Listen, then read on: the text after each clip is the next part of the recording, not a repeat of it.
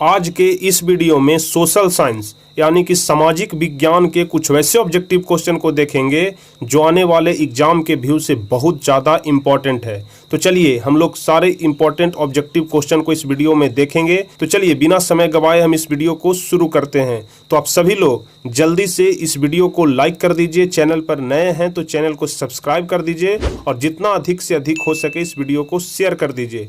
तो चलिए वीडियो को शुरू करते हैं। तो सबसे पहला नंबर क्वेश्चन कह रहा है कि यंग यूरोप की स्थापना किसने की थी।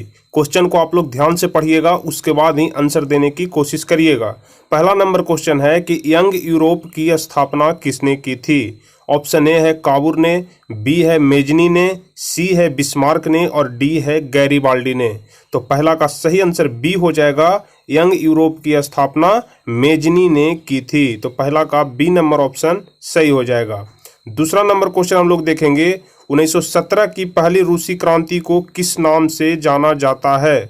1917 की पहली रूसी क्रांति को किस नाम से जाना जाता है। ऑप्शन ए है फरवरी की क्रांति, ऑप्शन बी है मार्च की क्रांति, सी है अक्टूबर की क्रांति और डी है नवंबर की क्रांति। तो आप सभी लोगों को पता होगा, हम आपको बताए हैं कि 1917 की जो पहली क्रांति है उसे हम लोग फरवरी की क्रांति के नाम से जानते हैं। तो दूसरा का ए नंबर ऑप्शन सही हो जाएगा कि 1917 की रूसी क्रांति को फरवरी की क्रांति के नाम से जाना जाता है। अब चलिए अगला नंबर क्वेश्चन देखेंगे, अंकोर वाट का मंदिर किस देश में बनाया गया। अंकोर वाट के मंदिर के बारे में आप सभी लोग जानते होंगे या फिर जिनको नहीं पता है वे जानेंगे कि अंकोर वाट का मंदिर किस देश में है या फिर किस देश में बनाया गया। तो तीसरा का सही आंसर हो जाएगा ए, कंबोडिया में। अंकोर वाट का मंदिर कहाँ में है तो कंबोडिया में है। तो तीसरा का ए नंबर ऑप्शन सही हो जाएगा। अब चौथा नंबर क्वेश्चन की तरफ हम लोग बढ़ेंगे, हिंद स्वराज पुस्तक किनके द्वारा लिखी गई। हिंद स्वराज पुस्तक किनके द्वारा लिखी गई। आपको हम इतिहास वाले चैप्टर में यह बता चुके हैं कि हिंद स्वराज पुस्तक किनके द्वारा लिखी गई। तो चौथा का डी नंबर ऑप्शन सही हो जाएगा, मोहनदास करमचंद गांधी के द्वारा हिंद स्वराज नामक पुस्तक लिखी गई थी। तो चौथा का डी नंबर ऑप्शन सही हो जाएगा, मोहनदास करमचंद गांधी मतलब महात्मा गांधी के द्वारा। अब चलिए पांचवा नंबर क्वेश्चन देखेंगे, बंबई में पहला कपड़ा मिल कब खुला। बंबई में पहला कपड़ा मिल कब खुला था। ऑप्शन ए है 1845 ईस्वी, बी है 1850 ईस्वी, सी है 1852 ईस्वी या फिर डी है 1853 ईस्वी। तो बताइए बंबई में पहला कपड़ा मिल कब खुला। तो पांचवा का डी नंबर ऑप्शन सही हो जाएगा, 1853 ईस्वी में बंबई में पहला कपड़ा मिल खुला था। तो पांचवा का डी आंसर सही हो जाएगा, 1853 ईस्वी। अब चलिए छठा नंबर क्वेश्चन कह रहा है कि शहर को आधुनिक व्यक्ति का किस प्रकार का क्षेत्र माना जाता है। शहर को आधुनिक व्यक्ति का किस प्रकार का क्षेत्र माना जाता है। ऑप्शन ए है सीमित क्षेत्र, बी है प्रभाव क्षेत्र, सी है विस्तृत क्षेत्र और डी है ये सभी। तो छठा का बी नंबर ऑप्शन सही हो जाएगा, प्रभाव क्षेत्र। शहर को आधुनिक व्यक्ति का प्रभाव क्षेत्र माना जाता है। तो छठा का बी नंबर ऑप्शन सही हो जाएगा। अब चलेंगे हम लोग सातवां नंबर क्वेश्चन की तरफ और सातवें नंबर क्वेश्चन से पहले हम आपको बता दें कि आप जितने सारे भी ऑब्जेक्टिव क्वेश्चन हम आपको कराते हैं सभी ऑब्जेक्टिव क्वेश्चन को आप याद कर लीजिएगा, ताकि इस बार के एग्जाम में ऑब्जेक्टिव क्वेश्चन ही महत्वपूर्ण होने वाला है। यदि आपकी ऑब्जेक्टिव क्वेश्चन पर पकड़ अच्छी रहेगी तो आप एग्जाम में अच्छे मार्क्स ला पाएंगे। अगर अपना स्कोर ऊपर ले जाना है तो आपको ऑब्जेक्टिव क्वेश्चन पर पकड़ बनाना पड़ेगा, क्योंकि ऑब्जेक्टिव और सब्जेक्टिव दोनों 50-50 रहता है, लेकिन इस बार संभावना है कि ऑब्जेक्टिव क्वेश्चन बढ़ाया जाए। अब चलिए आठवें नंबर क्वेश्चन की तरफ हम लोग चलेंगे, बर्नाक्यूलर प्रेस एक्ट किस गवर्नर जनरल के समय पारित किया गया। ध्यान रखिएगा, बर्नाक्यूलर प्रेस एक्ट वह कौन सा गवर्नर जनरल था जिसके समय में पारित किया गया। ऑप्शन ए है वारेन हेस्टिंग्स, बी है लॉर्ड डलहौजी, सी है लॉर्ड लीटन और डी है लॉर्ड रिपन। तो आठवां का सही आंसर सी हो जाएगा कि बर्नाक्यूलर प्रेस एक्ट लॉर्ड लीटन के समय में पारित किया गया था। तो 8 का सी नंबर ऑप्शन सही हो जाएगा। अब चलिए 9वां नंबर क्वेश्चन हम लोग देखेंगे, भारत में 2001 में कितने प्रतिशत भौगोलिक क्षेत्र में वन का विस्तार था। भारत में 2001 में कितने प्रतिशत भौगोलिक क्षेत्र में वन का विस्तार था। तो 9वां का ए ऑप्शन है 25, बी है 19.27, सी है 20 और डी है 20.60। तो बताइए 9वां का सही आंसर कौन सा होगा कि भारत में 2001 में कितने प्रतिशत भौगोलिक क्षेत्र में वन का विस्तार था। तो 9वां का बी नंबर ऑप्शन सही हो जाएगा। 19.27% क्षेत्र में वन था 2001 के अनुसार, ध्यान रखिएगा। अब चलिए 10वां नंबर क्वेश्चन कह रहा है कि भारतीय कृषि का राष्ट्रीय उत्पाद में कितना योगदान है। भारतीय कृषि का राष्ट्रीय उत्पाद में कितना योगदान है। 10% है कि 22% है कि 35% है कि 41% है। तो आप सभी लोग ध्यान रखिएगा कि भारतीय कृषि का राष्ट्रीय उत्पाद में 22% योगदान है। 10 का बी नंबर ऑप्शन सही हो जाएगा।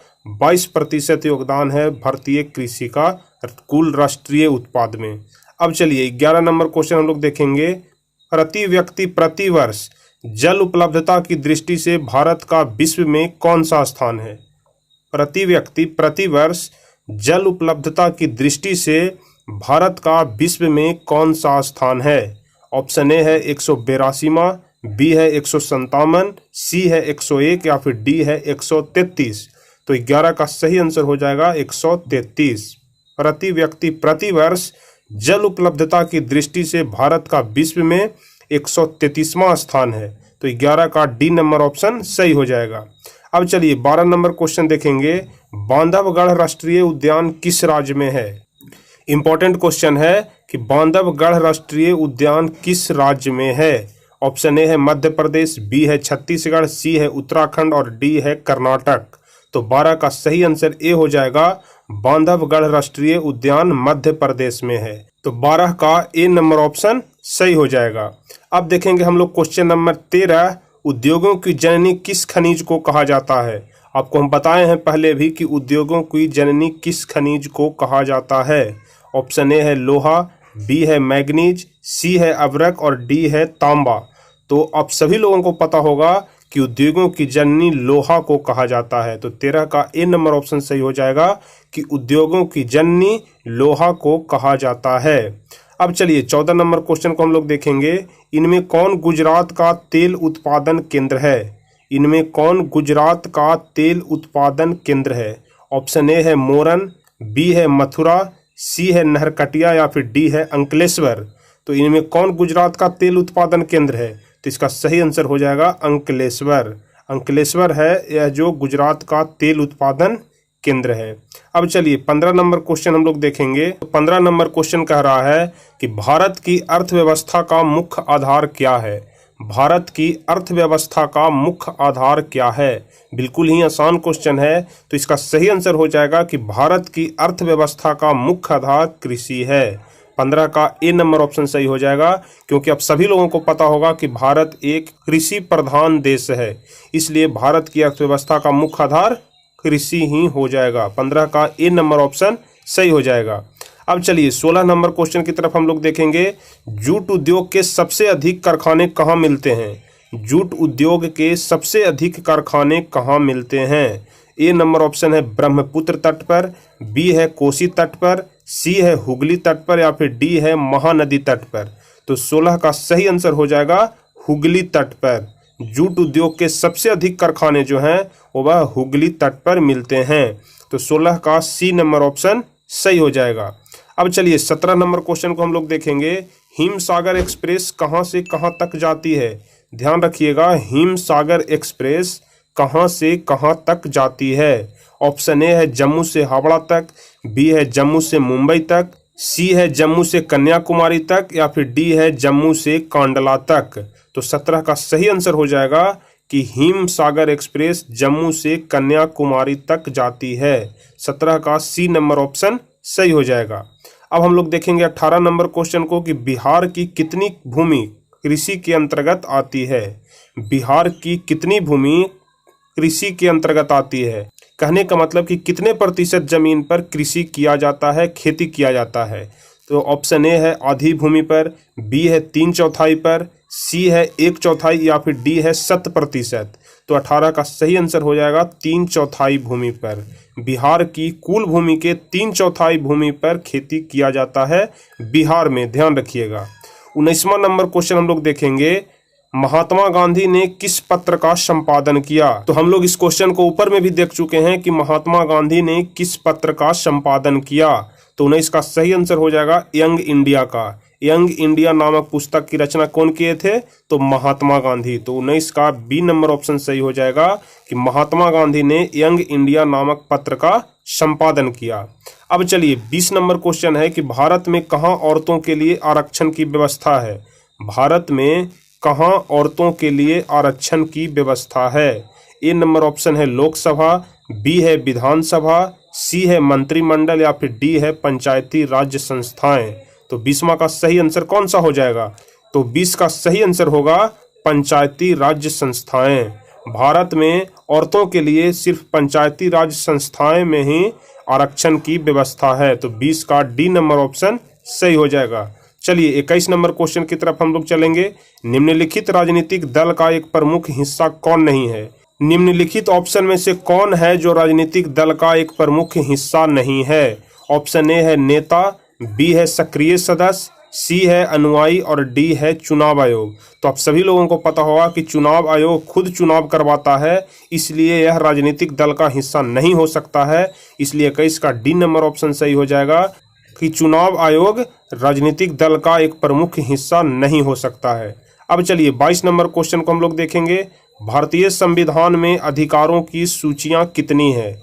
भारतीय संविधान में अधिकारों की कुल कितनी सूचियां हैं? 22 का ए नंबर ऑप्शन है 2, बी नंबर ऑप्शन है 3, सी नंबर ऑप्शन है 4 और डी नंबर ऑप्शन है 5।